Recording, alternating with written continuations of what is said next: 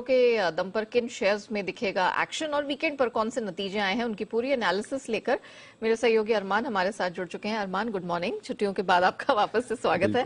बताइए पहले तो नंबर्स कैसे रहे वीकेंड जी। नतीजों में सबसे पहले डॉक्टर रेड्डीज पर ध्यान रखिएगा, क्योंकि वहां पर जो नतीजे हैं वो हमारे अनुमान से बेहतर नतीजे आते हुए दिखे हैं। आय में लगभग 9% का उछाल है। मार्जिन्स भी बढ़कर आए हैं, 23.5% से बढ़कर 30% पर आते हुए दिखे। हमारा अनुमान 22% का था, तो मार्जिन्स के फ्रंट पर भी बढ़िया नतीजे आते हुए दिखे हैं। एनटीपीसी अगर आप देखेंगे तो मार्जिन्स में थोड़ा डिप है, मिक्स्ड सेट ऑफ नतीजे आते हुए दिखे हैं। आय लगभग 39% बढ़कर आई है। मार्जिन्स में कटौती देखी गई है, 26.2% से घटकर 23.2% पर आए हैं और मुनाफे में लगभग आपको 5% का उछाल देखा गया है। टाटा पावर यहां पर भी नतीजे मिक्स्ड हैं, मार्जिन्स में कटौती आई है। आय हालांकि 43% बढ़कर आई है, पर मार्जिन्स में कटौती देखी गई है, 17% से घटकर 12.6% पर आते हुए दिखे हैं। हालांकि जो मुनाफा देखेंगे, मुनाफे में 94% की बढ़ोतरी है। आईओसी के अगर नतीजे तो हमारे अनुमान से बेहतर नतीजे हैं। रेवेन्यू हालांकि जो डाउन है वो 7.5% कम आता हुआ दिखा है और मार्जिन्स देखेंगे, मार्जिन्स 1% पर आए हैं जो पहले 0.6% पर थे।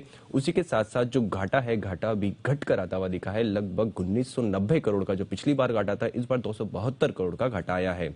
इंटेलेक्ट डिजाइन अरीना यहां पर नतीजे कमजोर हैं।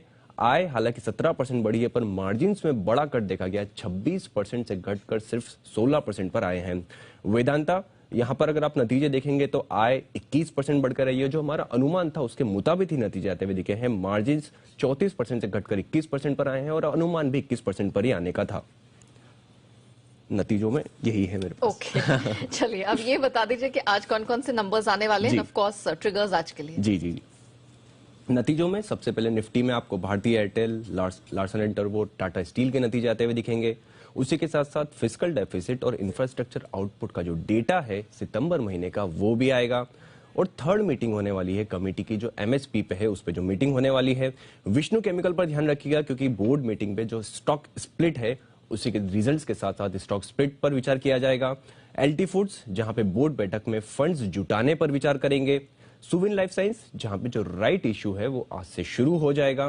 कुछ स्टॉक्स में एक्स डेट है, जिसमें एशियन पेंट्स जिसमें डिविडेंड है 4.4 का, नेस्ले जहां पर इंटरम डिविडेंड है 120 का और कोलगेट में जहां पर इंटरम डिविडेंड है 18 का।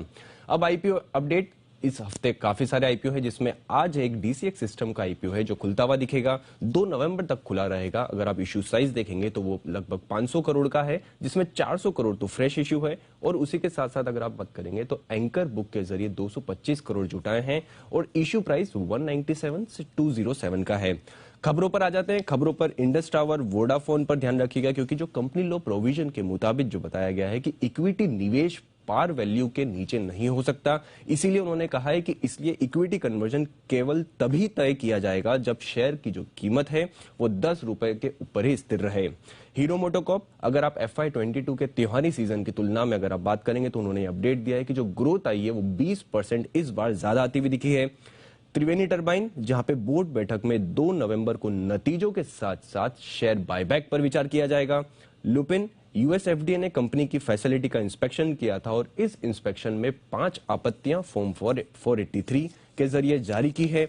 उसी के साथ साथ अंत में जाइडस लाइफ साइंस पर ध्यान रखिएगा, क्योंकि यूएस एफडीए से इनको एक इंजेक्शन के लिए अंतिम मंजूरी मिली है और इसी के साथ साथ दवा वडोदरा के जरूर प्लांट में जो है वहां पर बनाई जाएगी। ओके चलिए अरमान, बहुत शुक्रिया आपका पूरी डिटेल्स दर्शकों के सामने रखने के लिए।